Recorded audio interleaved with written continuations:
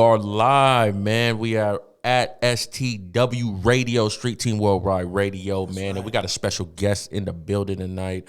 Before we start, make sure y'all go hit the like, subscribe, share, do all that. You already know what to do on there, man. Help a brother out. You already know what it is. But like I said, we got a special guest tonight, man. This brother, he's been doing this thing for a minute, man. He's been just tearing down mics, being on this independent grind for a second, man, and all he's doing is just getting better, elevating, man. So y'all make sure y'all look out. Y'all holla at my boy, Proufound, LA. Yes, sir.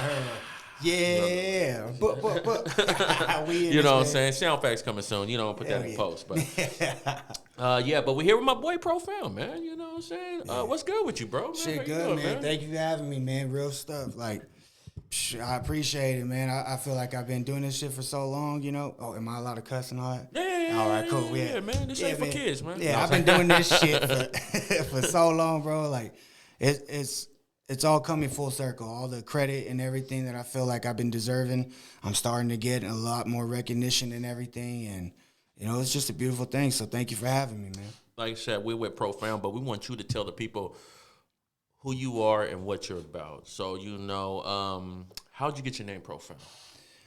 And I ain't gonna lie to you, man. I was in the dictionary a lot, you know, when I first started this whole rap thing off. Like, I wanted to make sure my vocabulary was just up there, you know. So I was just going through the dictionary, and I came across the word profound, and I felt like, you know, that's something that really, it just struck me, you know, and I felt like that's something I want to be. You know, that's something who I was already on the journey of being, and who I was kind of, it described my personality, you know, and I was just like, yeah, it is a dope name. I'm going to run with it. Plus, it has the pro in the front, you know what I mean? So that's how I've always tried to be first. So that fits you well. Yes, sir. Yeah, that comes along with my next question with that. And what does your name mean to you? You know, because a lot of people have just whatever type of name. They change their name for, like, whatever industry period it is. What is your name? What does Proufound mean to you besides just, like, the true definition of it? You know? Right. Well, Proufound for me is just, you know, it's just an intellectual who's deep, you know, somebody who has knowledge, you know, willing to share that knowledge, and it's more than what you would see on the surface, you know, because right away when somebody sees me, you know, on the outside, they just judge me by how I look, you know, whatever it may be, the baldness of my head, the color of my skin, whatever. But, yeah, beyond that, you know, it gets deep, and that's kind of why I'm here to share that with everybody and, you know, be more transparent. Yeah, and it's funny that you say like that. Like, people like to judge a book by its cover, and people don't know. It's like, you know, like, it's sometimes that's good in hip hop, right? You know, that be like a lyrical chameleon. Like, what is he gonna do and all that? Like some of your inspirations. I know you spoke on some of your inspirations. Busy Bone, you know, Eminem, Nas, and Tupac, Ice Cube, and that's kind of like, and it shows in some of your rhymes, because, you know, when you get on there, you do have that just fierceness on stage. You know, what else like gives you that motive besides just, like, you know, your inspirations and all that? Well, I mean, you know, I still feel like no matter how long I'm doing this, I'm really just trying to prove myself. And it's not necessarily prove myself to everybody else in the world, but prove to myself that I can be who I've set out to be.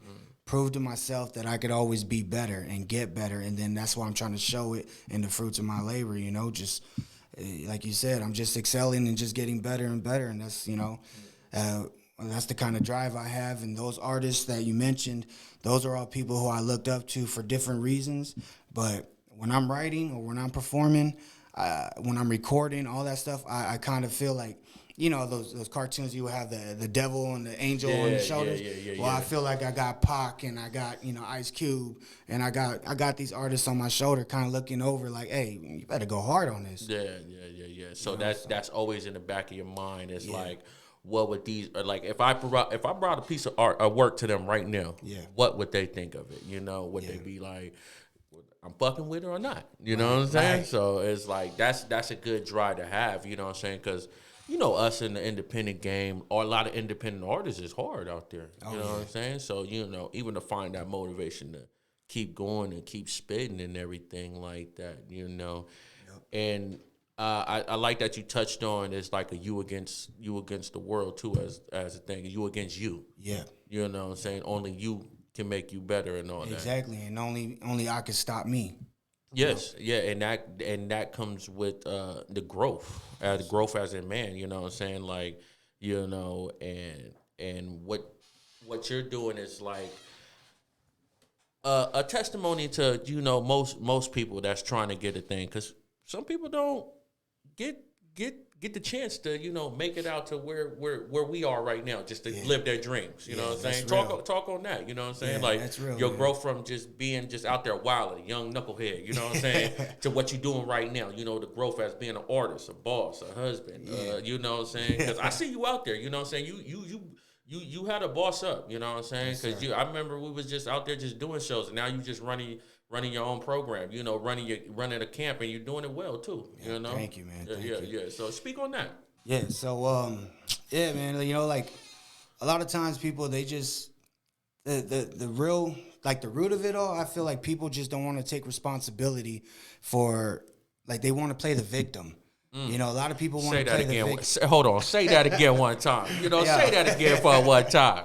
Yeah, everybody, a lot of people want to play the victim, and it's always like, oh man, I can't do that, I can't do this. Okay, well, first of all, you already said I can't, so you already proved yourself, and you're making it known you can't. Now, you gotta take that word out of your vocabulary. Stop being a victim. Take responsibility for everything that happens in your life. Whether it's good or bad. Things are going to happen, and you're responsible for the way you react to them. Yeah. So after all the different, ups and downs that I've been through, all the different struggles, I've always had this passion for this rap and shit, and that I just kept that focus, and that, that helped me through a lot of hard times. And, yeah, man, now I'm in a position, thank God, where I got the right people around me. I had to cut off a lot of bad seeds, and, even some really good homies and stuff, if they're not on the right path, if they're not a part of your dream and what you're doing, then you gotta stray away. Yeah. You gotta stay focused on you. Yeah, you gotta keep that energy going, you know what I'm saying? Because, a lot of people will try to take from you, you know what I'm saying? Take that positive energy you're doing.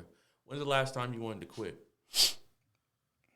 Never. Never? Nope, never. So it's never been a point where you just been like, yo, this shit is just like, fuck it, I'm out of here. No, never. Yeah. I mean, because like I said, it's just about taking responsibility, like as far as my social media and all that kind of stuff goes, I know I'm not as big as a lot of other artists, but that's my fault because I'm not on there every day, I'm not spending that extra time in promoting myself, promoting the moves I'm making and stuff like that. Yeah. So if I'm not as far as I want to be, I don't got nobody else to blame but myself. Yeah. So, I'm just...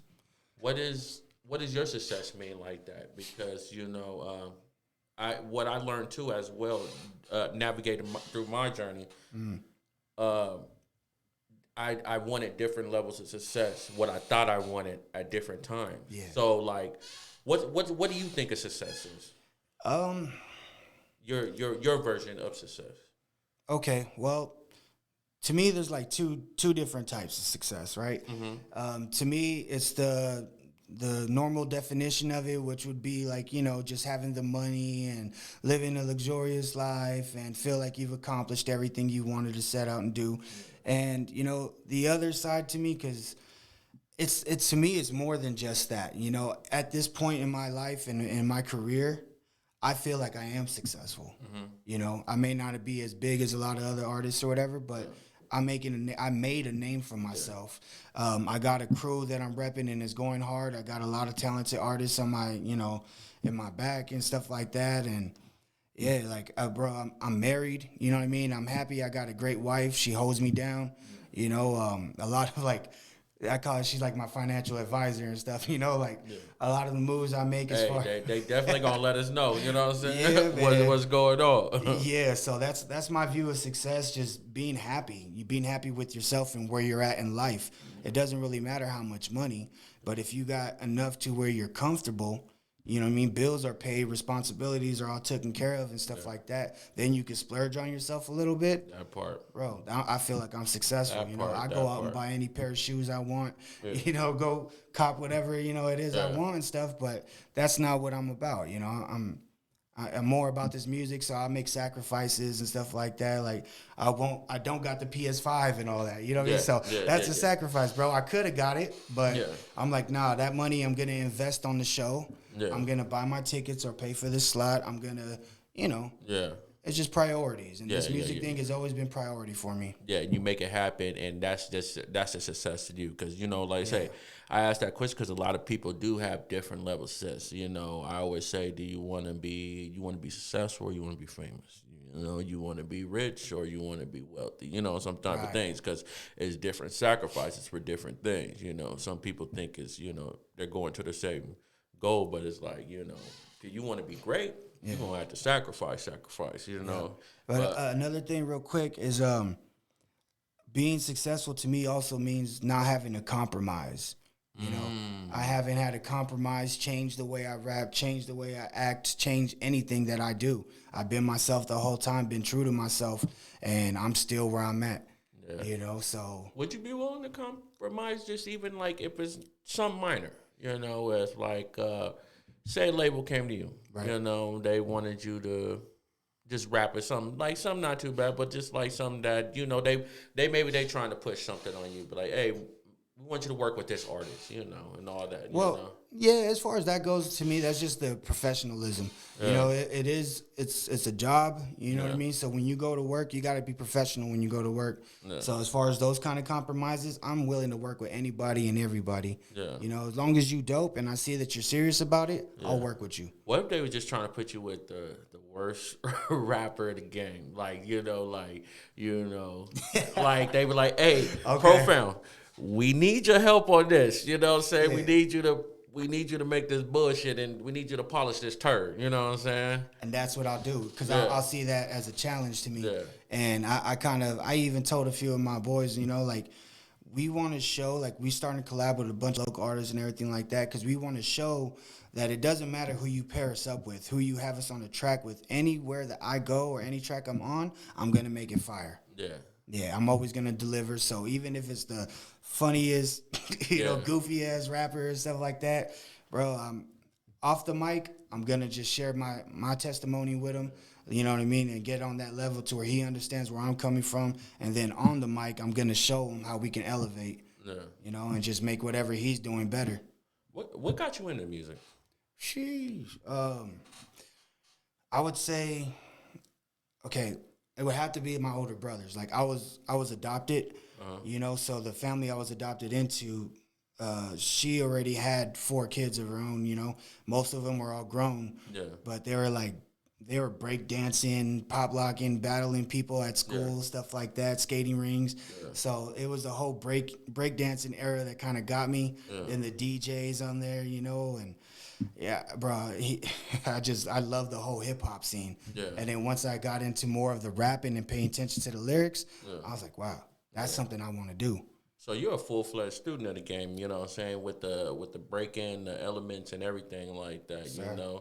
You also make beats too as well, right? Sir. You don't do on the production, you touch on that, just like artists, because a lot of artists, even, I'm not even going to say newer ones, because some other older artists, they're not, I guess, saying they don't follow the quote-unquote steps of hip-hop, going through the motions with, being the history, the facts and everything like that, knowing what came from this, even just breaking down beats, bars, and whatnot, just in that thing. What is that? How do you feel about should people to get into hip-hop know the history and elements and everything like that? Yeah, I believe you really should, especially if you want any type of real credibility, because, anybody could be like, oh, yeah, I'm a lawyer, and then go into the courtroom, and then, the person they're representing gets locked up, worst deal ever. Yeah. Just because you jumped in there doesn't mean you a lawyer. Yeah. You got to go to school for it. You got to pass this. You got to know. You just got to know. Knowledge is power, and you come into this game without that knowledge, you weak. But that seems like a lot of, even like people are even trying to shy away from like older. I know oldest artists, some, not because sometimes we do live in our era, our golden era, in whatever era that we loved in hip hop. We always say those were the best. You know what I'm saying? I try not to be that guy because I still listen to some newer guys and everything like as that. do I. But you know, it's like the old NBA, the guys talking about the old NBA. We can't act like everybody that was great. Like we didn't have the same type of artists. Like we didn't have some weak artists, you know, in our times. We had little yachty type of artists and whatnot, you know, people that wasn't barring up and, you know, and people like them. So, you know, I try not to be that type of guy, you know, like the super old head, I guess you would say. You know, they were trying to get on our heads. Yeah. I mean, it ain't about age for me. You know, it doesn't matter how old you are. You could be 13, you know, today. Yeah. You know, like, I don't want to reveal my age right now, but you know what I'm saying? I'm double that. Yeah. You know what I mean? So it's like, oh, you could be young and still want to rap, but I feel like, okay, cool, you're going to rap about what you know right now, but it's like the more that you learn, the more that, you know, somebody's schooling you and, you know, introducing you to the whole realm of hip-hop, you'll be more of a well-rounded artist. Yes. You know, you'll be a better rapper because you'll have some facts you could throw in your rhymes. You know, you could have some references to back to in the 90s, and you could have, you know, been born 2005. Yeah. But because you know, then you got, you know, folks from the different generations going to hear that shit and be like, oh, shit, he knows something. Okay, all right, let me listen. Yeah, open your horizons. Yes, you know? Sir. Speaking of just like... you know, our eras of hip-hop and all that, who would be your dream collab? Like, if you can call them up right now, you could be like, hey, I'm calling their manager, A&R. Hey, who is Proofound's dream collab? I would have to say Busy Bone. Busy Bone? Yeah. Yeah. I mean, it's hard to pick, you know, because I got so many people who I look up to. Yeah. You know, of course, a lot of them ain't here now, but we lost so many. But as far as like, a little, you know, like legends to me, I would like to hook up with Busy Bone or anybody from Bone Thugs at that, you know. But definitely Busy Bone, maybe Nas. That'd be epic for me as well because, you know, listening to Nas, he kind of taught me he helped me with my storytelling. Yeah. You know, so even if you ain't in that situation or been in that situation, you've seen it and you know how to paint the picture. Yeah. You know, so that kind of helped me out with the way I bar up and stuff. So Busy, Nas, and you know it's someone who's not even on that list? Crooked Eye. Crooked Eye? Yeah, King Crooked, man. King Crook, man. You know what I'm saying? They just dropped some, him and Joel Ortiz. Yep. I'm they on just it. dropped that I guess you'll say Slaughterhouse diss? Like Glass House. Yeah.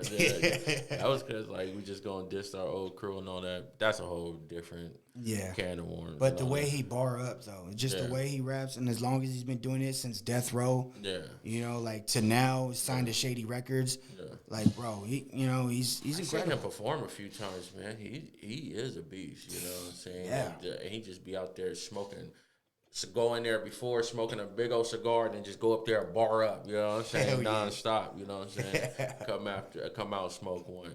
Yeah, that's pretty dope though, you know what I'm saying? And those I can see you on those. I can see you on the killing shit right there. You know what I'm saying? Thank you, man. Speaking of drink collapse, that would be a high point. Right. What would be like one of like your most frustrating times in music? Frustrating times? Yeah, where you've just been like, you know. What was one of your frustrating times, and what helped you get out of that? Frustrating times. I mean, honestly, I think I kind of just get frustrated when I don't meet deadlines. Yeah. You know, because like you said, setting goals for yourself, stuff like that. Yeah. You know, like my first album took forever to put together. Yeah. You know, and then when it finally came out, that's why I named it Overtime because I was like, bro, this is something I recorded 2-3 years ago, you know, but I'm putting it out now. So that's a frustrating time for me. The second album came out a lot more easier, a lot faster because I was more involved with the production, and then my boy TK always producing these beats for me and stuff. So we were able to knock that out a lot faster, and then the right people in your corner. You know, I had Day Money, you know, or Money. He's from Blood Cousins Entertainment, you know, and bro, like, he's looked out for me since day one, doing my music videos, fucking giving me the best Shout price. out to Blood Cousins, man. They out there. Sir. Shout out, man. Hey, little Scotty P's, man. Hey, Blood Cousins, Money. Shit, Philly Blunts, all y'all, man, for real. Yeah. But yeah, man, he makes sure my music sound crispy and shit, you know. So it's radio ready, and that's how I put it out to the world. Yeah. So that first album, I would say, be the most frustrating because that quality wasn't there. Yeah. You know, it was dope. I had some dope lyrics, some good songs. But that goes with the growing pains with, starting out, we don't know everything, and all that. But that growth, that felt better once you started, start getting with the right people, start getting with the right program and what you needed to do and everything like that. Yeah, so that's hella dope, Hell yeah. So, where's show experience? Because we do a lot of shows. We do a lot of shows together. Hey, make sure y'all go check us out July 2nd over there at the Little Pete Show at Cold Crush. You're going to be at the MB Writer Show over there at the King's Bar. Yep. We got some other shows at the King's Bar. I definitely got those up on my page, so go check that link in bio.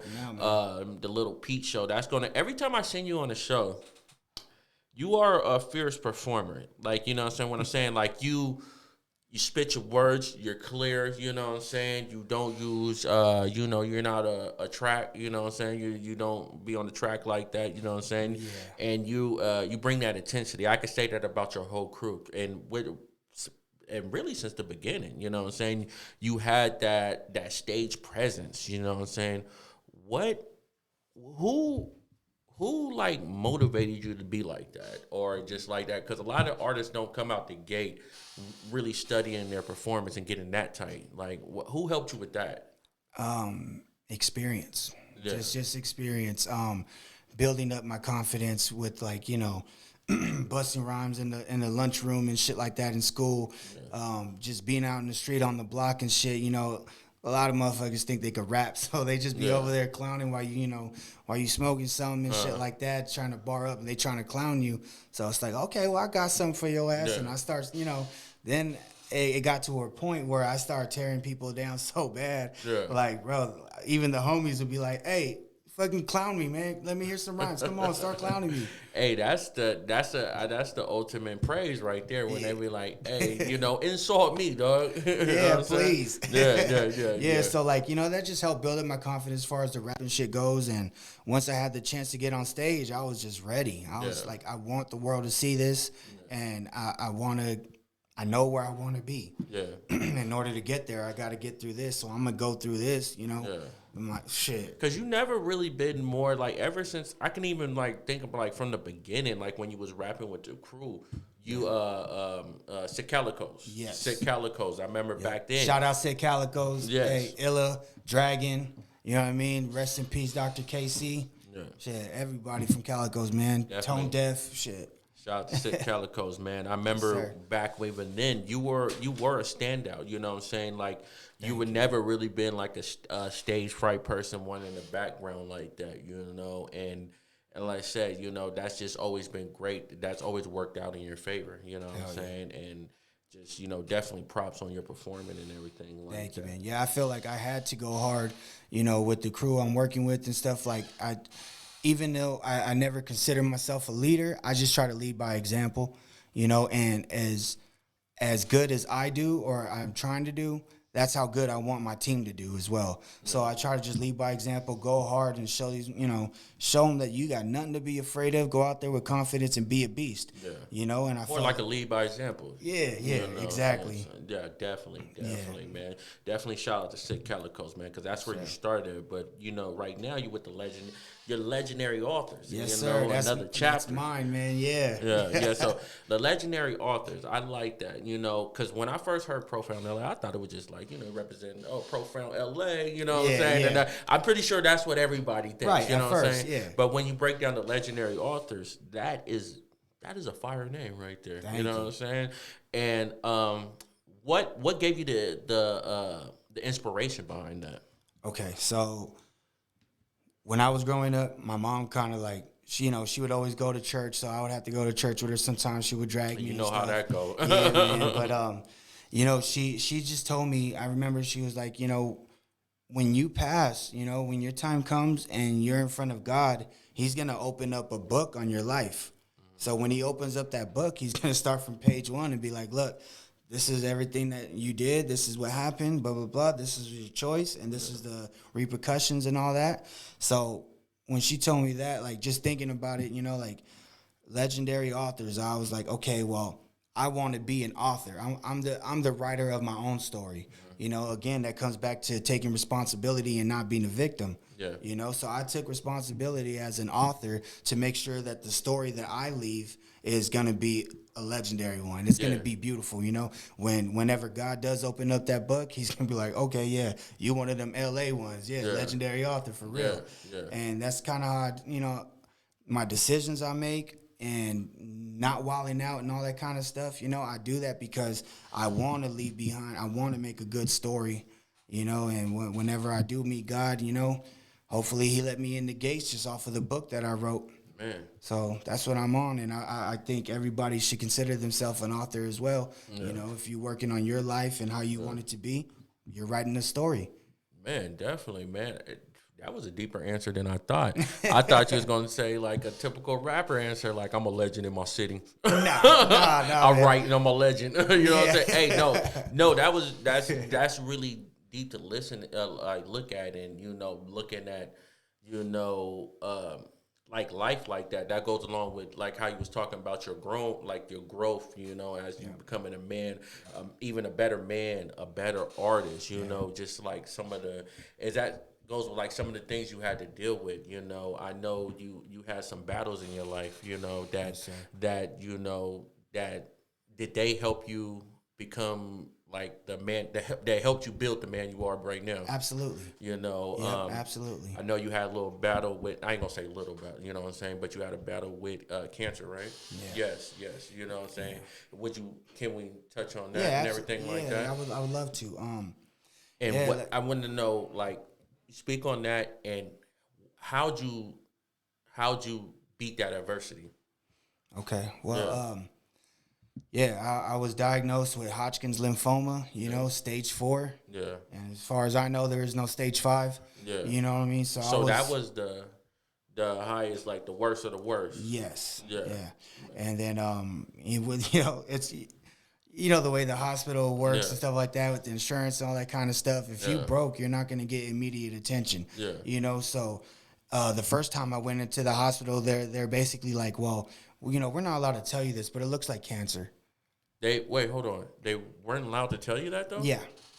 So why weren't they allowed to tell you? Basically because they had to run more tests to confirm that that's what it is, and then diagnose me and then tell me. So they had to be more like 100%, like 200% sure. Right. Before they let that But my neck was on swole. Like this whole side was big, and that's where I had it, was in my lymph nodes. Yeah. So my neck was big, and I'm in there. It's hard for me to breathe. It's hard for me to even, eat and swallow drinks and shit like that. Like, bro, it was difficult, and it was my friends who I was staying with, who basically were just like, bro, I don't want to see you like this no more. You got to go to the hospital. We got to take you. Yeah. So when they took me you weren't trying to go to the hospital. What did you? I think I was just in a state of denial. Yeah. I didn't think that it could happen to me. I didn't think that's what it was. I was like, well, maybe it's just a spider bite or some shit, and it made my neck all swole, but I'll be all right in a month. Just thinking of the obvious, us as male, we don't like going to the doctor. And all that. No. But so when I get there, and I had to wait all day to even be seen and all that, because I went to the emergency room and all that. But basically once they took it out and took a few tests or whatever. They're just like, well, we're not allowed to tell you this, but it looks like cancer. They told you that night? Yeah, that night. And they said, it hit me like a ton of bricks, bro. Like, I thought that was it for me. I thought that was a wrap. Like, okay, so this is how I'm going out. And then after they told me that, they're like, all right, but we're going to have you come back in for more testing in 4 months.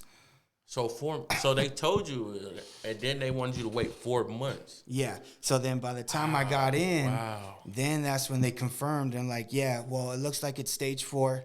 But my whole thing is like, well, if you would have just taken care of me the first time I came in, it might have been stage 2. Yeah. It might have been stage 3. Yeah. But no, you want to wait until I'm knocking on death's door. So this is at the after 4 months. Yeah. So stage 4. After the 4 months, I go in there. That's what they tell me. Ran a few more tests and stuff, and then they're telling me how we're going to treat it. They're going to start giving me this chemo, and it was an experimental kind of chemo, something they haven't done before. The pros and cons is basically, well, you have a fighting chance to live with this, but the cons is you're not going to be able to have no kids or nothing like that. And to this day, I wish I was a father because I believe I'd be a good one. But no kids, and that's because of the chemo. But God works in mysterious ways, and I was adopted, so maybe that's in His plans is for me to adopt. So I'm thinking maybe I'm just gonna leave it in His hands. Whatever happens, happens. But yeah, the whole cancer thing messed me up for about 2 years. I was like 23 when I was diagnosed. Yeah, because I remember you went MIA on the scene for a minute. And I remember that was the whispers around. But I'm thinking like most people think like, dude, you talking about Proufound, the young dude. You know what I'm saying? That's you're like you thinking people just like don't know what they're talking about and all that. And man, that's just crazy. You said you was gone for 2 years. Yeah, man. I was the thing that helped me get through. Well, of course, is music. The music thing helped me get through. I was writing inside the hospital, all kinds of shit. You was writing the whole time? Yeah, man. Damn. Yeah. All through that? Yeah. All through the ordeal? Yeah, man. That's what helped me get through, I was doing that, self-medicating, you know what I mean, with that Mariganja at home. And that helped me to get my appetite, no matter what the chemo was doing to me, I was able to smoke, got hungry, ate. I was able to hold it. I wasn't throwing it up right away. It helped me to sleep and shit like that, so I was getting the proper rest I needed. And it's just like, so the chemo messes with all that. You know what I'm saying? Like, that's what really just messes you up, like the insides and everything like that. Yeah, it's like basically like, how when you're trying to clear out a bunch of bugs or something like that from a house and you go to, what's the word? Fumigate? Yeah, when you're fumigating that shit, you're throwing some poisons in there to get rid of them. Same thing with the chemo. They was throwing poison in me to get rid of all the bad blood cells and the cancer. Wow. And that it takes away the cancer, but it takes away from your good health too. You say you were 23 when this happened? Yeah. Man, I couldn't imagine going through something that young, man. You know what I'm saying? A lot of people probably couldn't. And man, that's tough, man. No, go ahead. That was basically when I was diagnosed with that and everything like that, like my dad opened up his doors to me. He lived out in LA, like off of Florence and shit.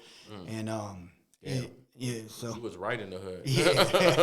Yeah, we was right there off of Florence, like in between Florence and Firestone, like a block called Nadu or something like that. Yeah, so we was right there, and he opened his doors to me, said I could stay with them, and it wasn't like a big house. He was going through the struggle as well. Yeah. So we were both basically in a one little bedroom kind of house. It's somebody's garage. They turned into a house thing, So he helped me get to my appointments, stuff like that. I had to get on the train a couple times to go, to LAC, USC, and that's where I got treated at. Yeah. And it was a really hard time, but I kept the faith. I had this drive. I knew where I wanted to be, so I stopped thinking about the cancer and just started thinking about what's going to happen afterwards. Yeah. You know what I mean? Where am I going to be after this? What kind of story am I going to write during the struggle? And bro, that shit got me through.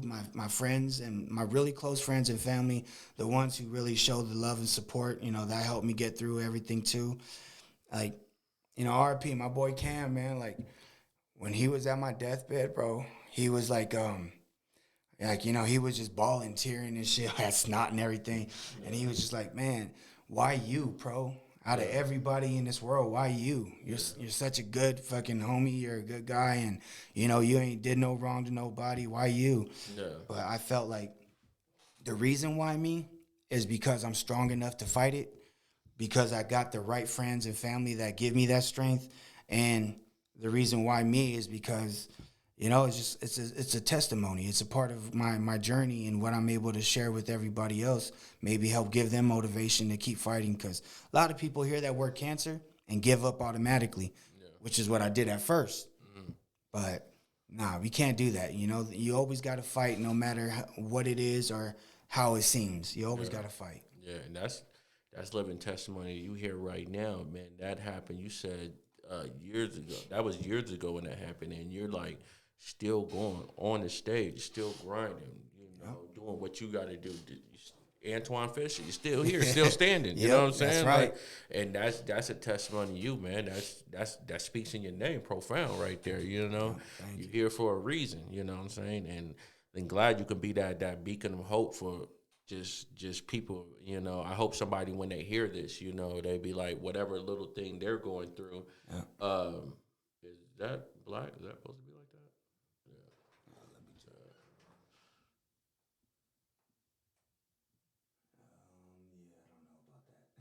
Yeah, but You want to pause it, trying to see? no, we're in a good. We got audio. We're in a good flow right now. You know what I'm saying? Yeah. Like that. You know, just what you just said right now. You know, that's just.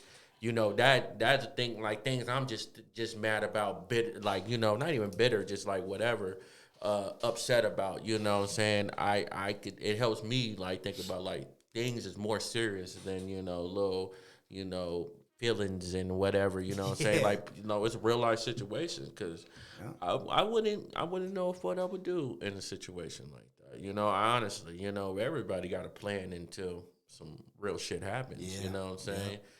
I'm pretty sure that you was just thinking about your music, living your life, living with your girl, going to work, you know what I'm saying? That whatever that situation is, you know what I'm saying? And I'm glad that happened for the best of you, man. So that's an inspiration to y'all out there, man. Just keep pushing, man. This man is living proof of it. You know what I'm saying? You can get through everything as long as you believe you can. Yeah. You know what I mean? You gotta always fight, no matter what. There's always gonna be something or someone trying to knock you down and take away from you, but you can't allow it. You can't just fold under pressure. You gotta stand strong. You gotta, shit, it's your life. You gotta fight for it. Yeah, definitely. And that goes along with back to what you were saying, like no excuses, no stop, no, don't let nothing hold you down. You know, is that just your motto in all things, like even not even in music, just all things in life. You know what I'm saying? Yeah, I would say so. Like even.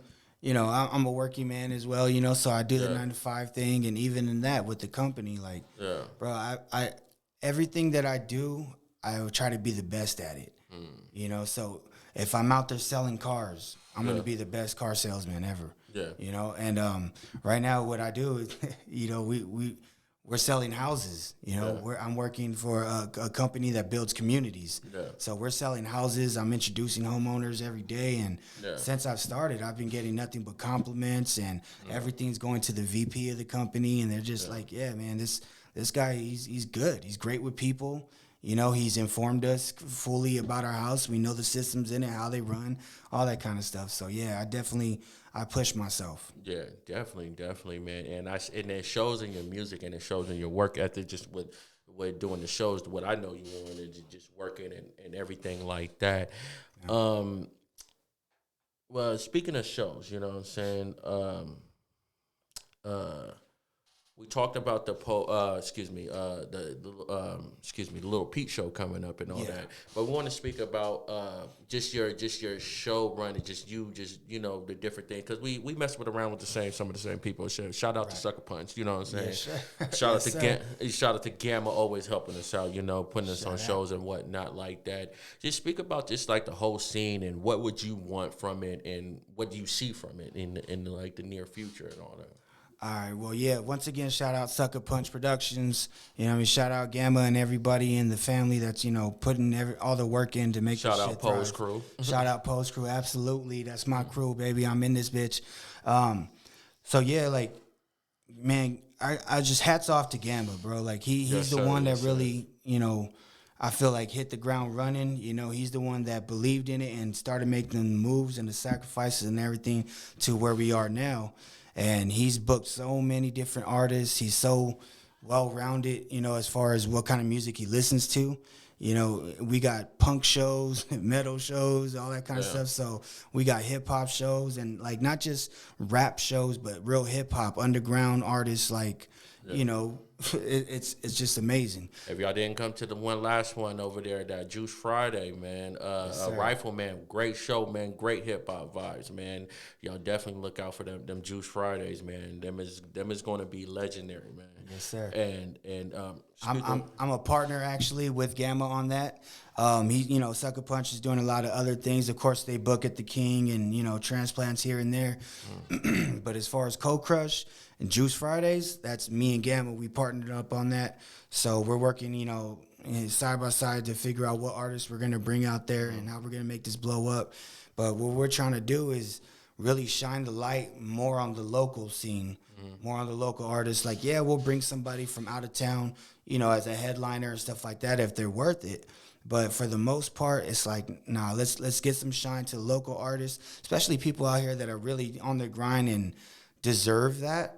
I feel like we want to try to give them their flowers now, so we're going to try to, book them and let them know, hey, you're the headliner. I'm not trying to book you for the show so you could buy a slot off me or buy tickets. Nah, I want you to be the headliner. I'm going to pay you to do this shit, give you some tickets for your peoples and stuff like that. But it's definitely in the works. We got a lot of things popping off right now. Definitely. I want to touch back on the Juice Fridays because I went last Friday and I like what you guys are doing like right there because, you're touching bases because some artists can't get on the bigger shows and all that. They don't have the budget. They don't even probably don't have the fan base and all like right there. And what I like right there is you're giving people a chance to, get their feet wet. And it could be for beginners or experienced performers at any time, you know what I'm saying? And I want you to speak on just those beginner artists and just helping them get their feet wet and being where they've been at and letting them rock stages when people wouldn't. Yeah, really that's what it's all about, because not everybody gets the opportunity, and the fact that I was given several opportunities and chances and knowing the right people and everything, and well-deserved opportunities. Yeah. You know what I'm saying? Don't make it too slight, man. You deserve those opportunities. You worked hard for them. Thank you, man. Yeah. So I just want to give back. I figure even if I don't blow up off my music or don't get the recognition that I know I deserve, I still want to be a part of the music scene. Yeah. So even when I'm old and gray, I'm going to be out there like, yo, I got this show. I'm trying to book you. And, for the people who don't have the money, we're giving them a great price. We ain't charging much. We're only asking for like maybe $5 out of the ticket. Yeah. So if you go and put a price on the ticket for 15, the artist is gonna make $10 off that. And I just get the 5 or whatever. I ain't tripping. It's more about promoting, helping these people get their feet wet, like you said. I even got artists that are part of the legendary Author Crew. My boy TK, he's been making beats and bangers for a long time, but he just started getting into like writing and barring up and all that. So he just put out his album yesterday, actually. Okay. Yeah, so shout that out right there. Hell yeah, my boy TK Beats, man, check him out. He put the music out through Distro, so it's gonna be on all the streaming platforms. Give it a few days, you know how that goes. You'll be able to peep that shit probably next week. But I'm trying to get him on the lineup as well because now he has so many tracks. Bro, you can fill up your own slot. You don't have to perform with me. Yeah. You still go on there and represent legendary authors. And that's dope. And you're showing love to you want your artist to be like, hey, you don't need me. I'm the leapfrog to the more shows, the more songs, the more everything, you know what I'm saying? Sir. And that's dope of you, How do you feel about that? Just your team more expanding, taking on more roles and everything like that. Oh man, it's a beautiful thing. It's like I couldn't really ask for more, Everybody that I'm fucking with shows the dedication, and that's why I fuck with them.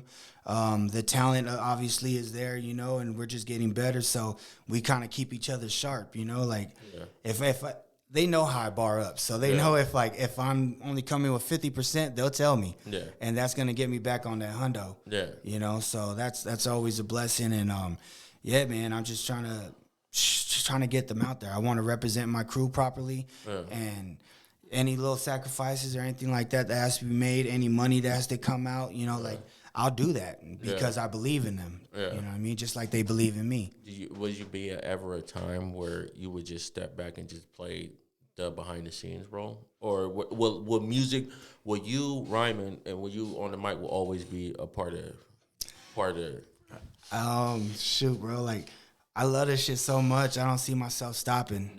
Ever. no matter what happens, I'm always gonna want to rap somewhere. Yeah, You know what I mean? it's not going to be a time where you're going like, I'm just going to pull a jigger roll and be like, you know, I'm just in the background. You know what I'm saying? You are a player owner. Yeah. Yeah. I mean, shit. Look at Rakim. Yeah, Rakim, Eric B. and shit. You know, like, still going. man, legends. You know what I mean? But he's been doing it for how many? You know, centuries. So it's like I want to be able to do that. I want to be 60-something and still killing the stage, still selling out a show, you know, still doing something great in this music thing. Okay, most definitely. All right, y'all. I got a few fun facts. Oh snap! Yeah, we got some few fun facts. You know what I'm saying? We you know, we got Proufound here. You know what I'm saying? Definitely links will be in the bio, so you can check out all his music there. Spotify links, Apple Music links, and every other link that you have. YouTube links where you can go check out his videos and everything of that nature. So you know, I'm definitely look in the bio for that. And before we get out here, we got a few fun facts. Uncle Kermit. Yeah. Let the people know who Uncle Kermit is. All right. So shout out Uncle Kermit, man, out there in Venice Beach, the Purple House. If y'all don't know. Oh man. Yeah, so basically it's not my Uncle Kermit, it's my wife's Uncle Kermit. Okay. Okay, so my in-laws, my father-in-law basically helped Kermit in the beginning of his career, as far as like party supplies, jumpers, and you know, mechanical bulls, all that kind of stuff. Yeah. You know, Kermit, you know, he dark-skinned brother and stuff. So he's, you know, came at my father-in-law like, hey, look, I got this opportunity, but I know these white boys in here aren't going to pay attention to me or look at me differently. Yeah. So can you go in there and negotiate this contract and blah, blah, blah. And my father-in-law, he's great with people too, you know. So he went in there and he knocked out a few different contracts from my Uncle Kermit. Yeah. And, he's always been a, you know, friend of the family. So he's been a part of the family so long he became uncle. And that was my wife's uncle. And, man, My father-in-law never asked anything from him, and to this day, Kermit will still send a limo to pick him up or something, give us free tickets to a show. Like, bro, that's how I met Busy Bone and a lot of artists is backstage at Crush Groove. Kermit was there with Too Short because he was managing Too Short for a minute. So he had the wristbands, and we were all backstage. I'm out there, hey, Quick, yelling at DJ Quick. Warren G's tall ass, you know, I ran into Daz. Hey, Warren G is taller than you would think in real life. You know what I'm saying? Yes. I was saying that. Yes, he is. That's why if you notice in the videos with him and Nate, they have Nate up front closer to the camera. I met a lot of legends back there. I had the opportunity to talk to Busy Bone. I think he thought I was a reporter or something. Because I just, you know, hit him with a few questions and shit like that. And he was, you know, he was talking to me like, I think he was, you know, being ambushed by a couple hold on. people. So he thought you was a reporter, like, you know, doing a backstage interview? Yeah. How was that? That shit was dope, bro. It was dope. Because I seen him dodge, like, a whole nother group. Like, all right, y'all, gotta go. And a bunch of people, actual reporters right there trying to get at him, you know? So he's over here doing that, and I'm on this side. I'm like, bro, he ain't gonna have no time to talk to me. So I start walking this way. But he ditched them and come this way. We meet up right there. And I'm like, fuck, let me just say something. Hey, what's up, Busy? I just want to say, man, I'm a big fan, blah, blah, blah. And what's up, brother? How you doing? Start talking. You know how he talks and shit. I was just asking him, like, man, what does an artist have to do in order to get on a collab with you? Or, you know, do you listen to Underground or any other artists that are coming up? And he was just like, yeah, man, honestly, it doesn't matter about the money. He's like, I'm not worried about the money issue right now because you see Bone Thugs, we out here touring and shit, so we're making this money. And he's like, but it's all about what I hear. If you got some real talent and if I hear that drive and see it in you, then I'm going to want to work with you. You know, but if you just hit me with some half-ass shit, your music isn't even mastered and this and that, well, I'm not going to waste my time. So... I know that's been dope trying to get some positive feedback from him. Have you ever submitted anything to Busy Bone? Actually, I believe I did years back. I sent something to a Seventh Sign. Okay. That was his label that he was doing for a minute. And like I had somebody get back at me, but I don't know like what went on in that, you know, in his little venture with that. You know how that all gets mixed up, you know. Things It ain't wrapping up and all that. So Yeah, so that never happened, but it's all right. You know, it's all good. I think it's not too late for it to happen. It could happen. yeah, And shit, who never knows too this late. year? Never too late. He would want to collab with you. You know what I'm saying? Hell yeah. And everything. Speaking of Wifey, she Wifey on me, RBX, legendary RBX. Yes, sir. Was it like a bumping into somebody, or like, you know? No, okay, so I started basically I've been doing this music shit for a while, right? Mm-hmm. Because my father-in-law continued with the jumpers. He was, you know, the owner of AV Jumpers. Yeah. So he continued on with that, and we had this guy named Jay Cali. Basically, he I ordered remember some. Jake. Yeah, I remember yeah. Jake. Yeah. Yeah, so my boy Jay Cali, man, he ordered some jumpers from my father-in-law. My mother-in-law went and delivered them, and he was like, "Oh yeah, well, you know, my name's Jay. You know, Dog Pound is my family. You know, Snoop's my cousin, this and that." And she was like, "Really? Well, my son-in-law raps. You know, this and that." And he was like, "Oh well, is he for real about it?" Yeah. And she gave him one of my CDs because this is back when CDs was a big thing. Yeah. So getting that 100 roll right there. yes, sir. Why? So gave him one of the CDs and the jewel casing and shit. Saw it was all wrapped up and legit. He listened to my shit and liked it. Then he reached out to me, and he wanted to be my manager. You know, after that, so he started connecting me with a lot of people from Long Beach because that's where he's from. So that's how I met, you know, RBX through him. Yeah. And RBX was getting getting one of the West Coast Hip Hop Awards. He was getting awarded, you know, for doing his thing for so long and shit. And basically, like, he was out here in the AV because he has family out here. And he needed a ride or something because, you know, he just came out, like, through the Metrolink or something. I don't know. I don't remember how he got out here. Yeah. But he needed a ride. Yeah. And my boy Jay was like, "Hey, can you give RBX a ride?" I was like, "Hell yeah. Like, wherever he got to go. Let's go." So, you know, I gave him a ride or whatever and shit like that. And to pay me back for that, he was just like, "Yo, I got this, you know, show tonight I'm getting awarded for. I can bring 5 people. Why don't you and your wife come out?" Oh, what? Yeah. That was pretty dope of him. Yeah, man. So me, Jay Cali, my wife, you know, him, we was all out there in Hollywood and stuff, and he was getting his award.